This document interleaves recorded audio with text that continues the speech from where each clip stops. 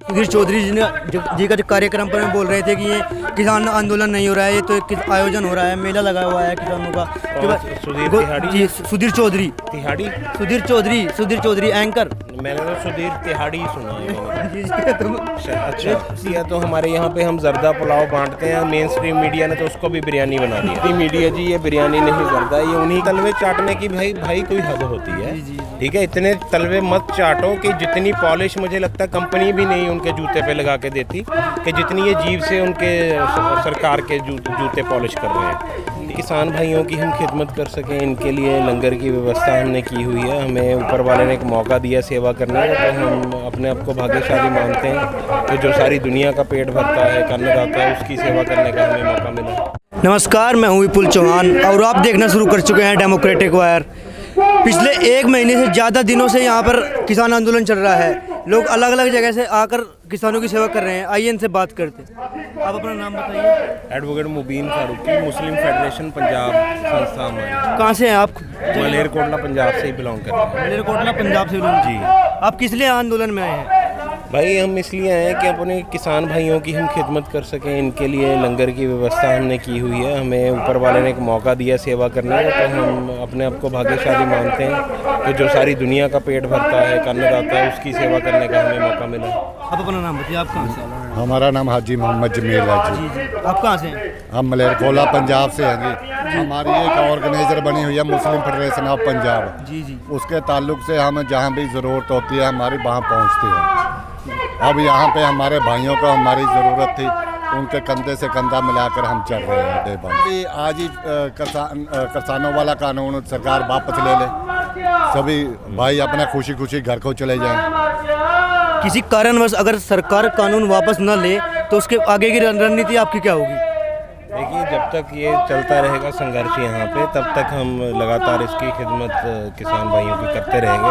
बाकी कानून वापस ही की आई थिंक कोई मुझे लगता है संभावना नज़र नहीं आ रही है। सरकार बिना वजह से अड़ी हुई है जबकि जिनके लिए कानून बनाया गया है, जब वही खुश नहीं है, वही सड़कों पे, सारे देश का किसान अब सड़कों पे निकल चुका है। हरियाणा के, राजस्थान के, यूपी के, मध्य प्रदेश के, महाराष्ट्र तक से किसान यहाँ पे पहुँच चुके हैं। सारे भारत के जब किसान सड़कों पे बैठे हैं कि हमें मंजूर नहीं है, तो कि ज़बरदस्ती भलाई क्यों करने को सरकार आमादा है, उस चीज़ पे क्यों अड़ी हुई है? और दूसरी बात, सरकार कह रही है कि इससे 20% आपकी कमाई में बढ़ोतरी हो जाएगी।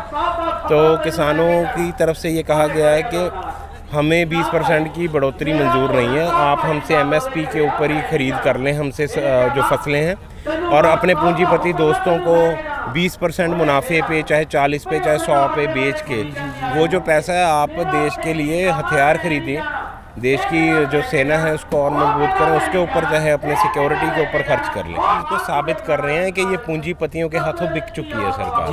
ये चीज़ को साबित करता है ये चीज़, जो अभी जब इतने लोग इनको दिखाई नहीं देते, और जब भी कोई अपना हक मांगता है या अपने यानी कि कोई जब ज़बरदस्ती कानून बनाता है और उसकी कोई मुखालफत करता है, तो इसको किसी न किसी कोई ना कोई रंग देने की कोशिश करते हैं। कभी उनको, अभी कह रहे थे, मैंने कहीं उनसे सुना कि खालिस्तानी बैठे हैं जी, कोई किसी को अर्बन नक्सल, किसी को कुछ, किसी को कुछ। मेन स्ट्रीम मीडिया सारी इसी में लगी हुई है। मीडिया तो हमारे यहाँ पे हम जर्दा पुलाव बांटते हैं, मेन स्ट्रीम मीडिया ने तो उसको भी बिरयानी बना दिया। वो उनके लिए हमने स्पेशली ये लिख के लगा दिया। मैं कैमरामैन ऊपर पर्दा है, गोदी मीडिया जी ये बिरयानी नहीं जर्दा, ये उन्हीं के लिए। अभी परसों रात सुधीर चौधरी जी का जो कार्यक्रम पर बोल रहे थे कि ये किसान आंदोलन नहीं हो रहा है, ये तो एक आयोजन हो रहा है, मेला लगा हुआ है किसानों का। सुधीर चौधरी एंकर। मैंने तो सुधीर तिहाड़ी सुना है। अच्छा, सुधीर तिहाड़ी जैसा भी आप कहना चाहेंगे? हाँ जी, उनके बारे में बताइए, आप गोदी मीडिया के बारे में आप। नहीं, वो देखिए, तभी तो मैं कह रहा हूँ कि तलवे चाटने की भाई कोई हद होती है। ठीक है, इतने तलवे मत चाटो कि जितनी पॉलिश मुझे लगता है कंपनी भी नहीं उनके जूते पे लगा के देती कि जितनी ये जीव से उनके सरकार के जूते पॉलिश कर रहे हैं।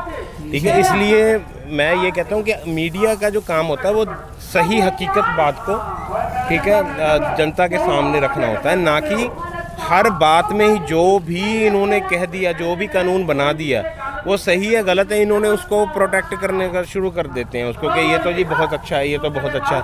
जिनके लिए बनाया गया है वो सारे सड़कों पे बैठे हैं। सुधीर तिहाड़ी के कहने से यार ये झूठ सच थोड़ी हो जाएगा या कानून फ़ायदे में थोड़ी हो जाएगा। कितनी मीटिंग्स हो गई, आप उनको समझा ही नहीं पा रहे हैं, जबकि आपके फ़ायदे में ये कानून कैसे है। तो ये नाकामी इनकी है, जो मंत्री बैठे हैं मीटिंग कर रहे हैं। अगर ये वाकई इनके हक़ में होता तो अब तक इनको समझ में आ जाता, और इतनी मीटिंग्स के बाद भी अगर किसान भाई यहाँ पे अड़े हुए हैं तो इसका मतलब है कि कुछ ना कुछ डेफिशिएंसी है उसमें, तो आप रद्द करने में आपको क्या हर्ज है। सारा कुछ आप अपने पूंजीपति दोस्तों को आपने एयरपोर्ट्स दे दिए, रेलवे दे दिया, आपने टेलीकॉम दे दिया, भाई कुछ तो रहने दो, गरीब आदमी को रोटी खा लेने दो। अगर ये भी अगर इनके हाथों में चला गया, एग्रीकल्चर भी इनके हाथों में चला गया, इनका ट्रेड भी, तो मुझे लगता है जो 20-30 रुपए किलो आज बंदा अपनी रोटी खा लेता है आटा खरीद के, वो 150 रुपये हो जाएगी। वो तो अभी भी है, बहुत जगह देख लिया आप। रिलायंस के किसी भी स्टोर में जाएंगे आप, बिग बाज़ार में 80 रुपये पर केजी है आटा। उससे फिर ताकत नहीं ज़्यादा थी, वो शायद जो वो अनाज या वो चावल वो बेचते हैं कॉरपोरेट वाले, तो वो आई थिंक वो खा के हमारे बच्चे और ज़्यादा, मुझे लगता है आइंस्टाइन ही निकलेंगे। नहीं, हमारे किसानों से जो खरीद रहा था वो 10 रुपये पर केजी, 8 रुपये पर केजी, और उसमें स्टोर में जाएंगे आप, बिग बाज़ार के स्टोर हैं जो लूट तो अभी भी जारी थी, मगर ये लूट को कानूनी जामा पहनाना चाहते हैं कि कानूनी तरीके से उसको सही ठहराना चाहते हैं। सरकार कह रही है कि ये जो MSP है, मतलब ये जो बिल है, ये किसानों के हक में है, लेकिन किसानों को अगर ये बिल नहीं मंजूर है, नहीं पसंद है, तो सरकार ज़बरदस्ती क्यों कर रही है?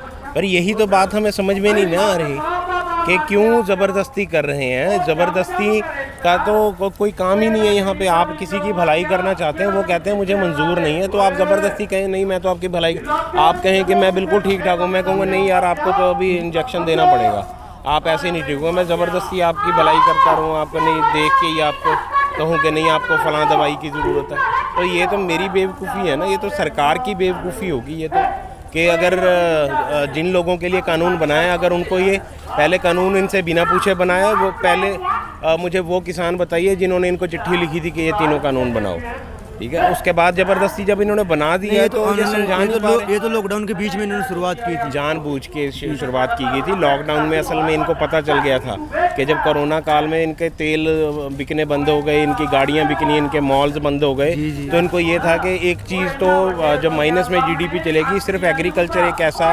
वो था कि जिसकी GDP प्लस में थी।